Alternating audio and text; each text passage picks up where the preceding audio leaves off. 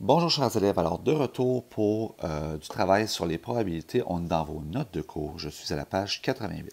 Aujourd'hui, qu'est-ce qu'on va voir? On va voir comment on calcule le nombre de cas possibles dans une situation et comment on calcule la probabilité. Donc pour dénombrer les possibilités avec plusieurs étapes, qu'est-ce qu'on doit faire? Lorsqu'on veut déterminer les probabilités d'un événement à plusieurs étapes, il est préférable d'utiliser les calculs ou les modes de représentation, on va parler de grilles puis d'arbres, appropriés selon le type de situation. Puis là, on va commencer par le principe multiplicatif. Puis là, aujourd'hui, je vais voir la base avec vous. Donc, le principe multiplicatif sert à déterminer le nombre total de possibilités.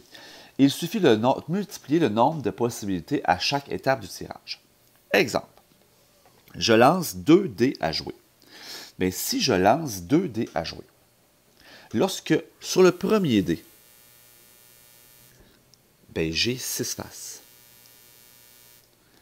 Puis sur le deuxième dé, j'ai 6 faces. Donc, combien est-ce qu'il y a de combinaisons possibles que je peux avoir en lançant 2 dés? Ben, mon nombre de cas, ou le nombre de possibilités, c'est 6 fois 6. Et ça me donne 36 possibilités. Donc ça, c'est le principe multiplicatif. Là, bien entendu, je vais te dire, il y a des cas là-dedans qui se répètent. Exemple, si je lance un 2 sur le premier dé puis un 4 sur le deuxième, ça donne pas mal le même résultat que si j'ai un 4 puis un 2. On s'entend? Ça donne 6. Un total, par exemple, si je fais une somme. Puis au même titre que si je faisais 3 et 3, ça donne aussi 6. Donc, il y a des cas qui peuvent être combinés pour certains résultats, mais le nombre total de possibilités, j'en ai 36. Deuxième exemple, ça c'est un classique, en passant c'est important. Julie, Marie, Paul et Sébastien s'assoient pour un spectacle et ils pigent l'ordre dans lequel ils s'assoiront. Donc ici, on va parler du premier siège, du deuxième siège, du troisième siège et du quatrième siège. Donc, les 4 arrivent, puis là, il y en a un qui s'assoit sur le premier siège, il y en a un qui s'assoit sur le deuxième, un sur le troisième, puis un sur le quatrième. Donc, supposons qu'au premier siège, ben, il y a combien de personnes qui peuvent s'asseoir sur le premier siège? Ben, il y a 4 personnes. Il y a Julie, Marie, Paul et Sébastien. Donc, il y a 4 possibilités. Je vais écrire POS, ça va être assez. Il y a 4 possibilités. Sur le deuxième siège, ben, il y a 3 personnes qui peuvent s'asseoir là. Supposons que Julie s'est déjà assise. Il en reste juste 3. Ou bien si c'est Marie, il en reste juste 3 qui peuvent s'asseoir au deuxième siège. Donc, il y a 3 possibilités. Au troisième siège, il va en rester 2. Hein?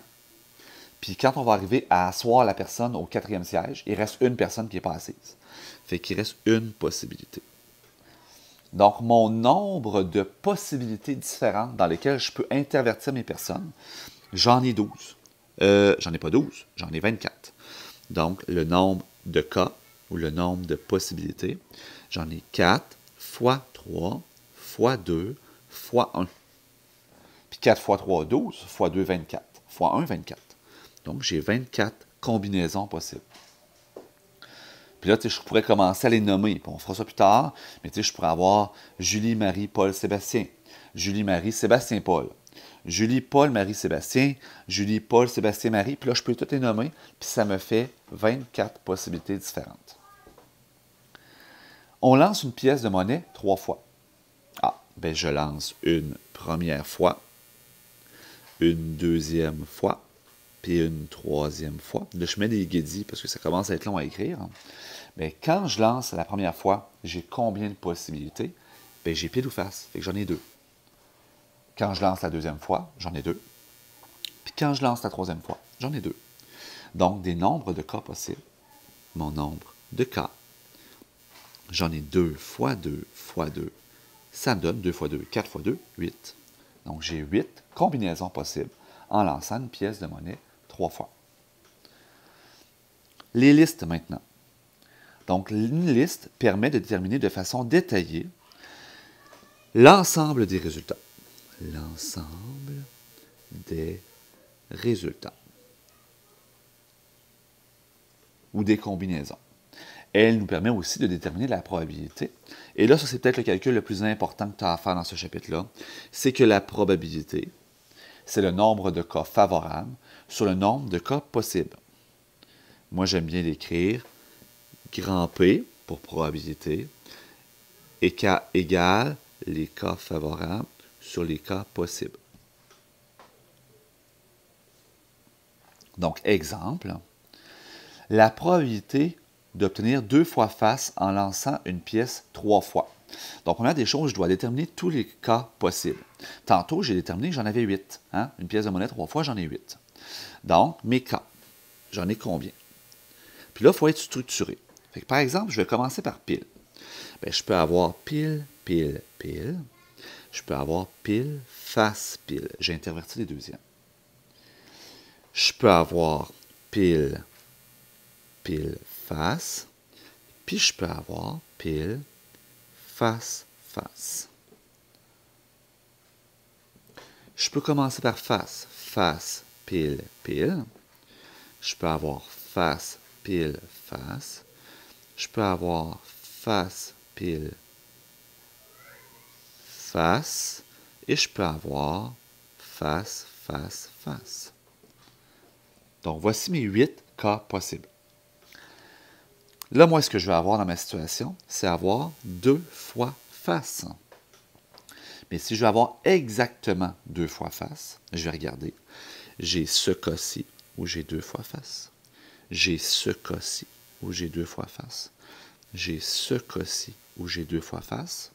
Le dernier, face, face, face, bien, si je n'ai pas exactement 2 fois face, fait que je ne vais pas le compter. Donc, la probabilité d'avoir 2 fois face, c'est comme ça je le note. P, entre parenthèses, 2 fois face. Bien, c'est combien de cas favorables? J'en ai 3. Puis je vais même le mettre en jaune. Sur le nombre de cas possibles. Puis le nombre de cas possibles, en tout, j'en ai 8. Donc, c'est 3 sur 8. Puis là, si cette fraction-là, elle est réductible, tu la réduis. Donc, 3 chances sur 8. Et c'est ce qui va terminer nos notes de cours pour aujourd'hui.